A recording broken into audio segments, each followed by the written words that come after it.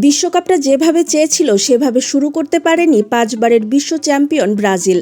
মরক্কোর বিপক্ষে শুরুতে গোল হজম করেও ব্রাজিল ড্র করেছে 1-1 গোলে।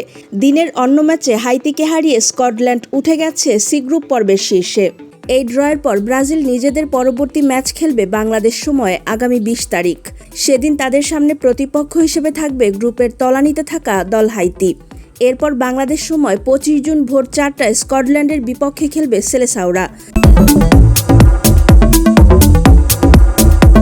মরক্কোর বিপক্ষে এই ড্রয়ের পরও ব্রাজিলের দ্বিতীয় রাউন্ডে খেলা না খেলাটা নিজেদের হাতেই আছে। পরের দুটো ম্যাচ জিতলে অনায়াসে দ্বিতীয় রাউন্ডে খেলবে সেলেসাওরা। পরের 2 ম্যাচ জিতলে ব্রাজিলের পয়েন্ট দাঁড়াবে 7।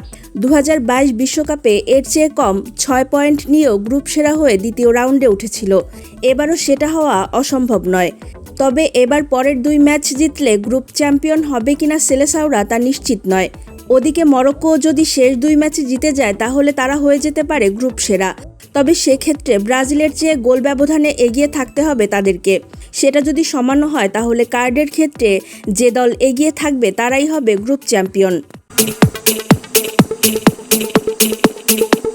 এদিকে শীর্ষ 2-এ না থাকলেও শেষ 32-এ খেলতে পারবে ব্রাজিল। তবে সেক্ষেত্রে তৃতীয় হওয়া দলগুলোর মধ্যে শীর্ষ 8-এ থাকতে হবে। ব্রাজিল যদি গ্রুপ চ্যাম্পিয়ন হতে না পারে তাহলে অবশ্য বিপদ আছে। তখন নকআউটে গেলে শুরুতেই নেদারল্যান্ডসের সামনে পড়তে হতে পারে তাদের।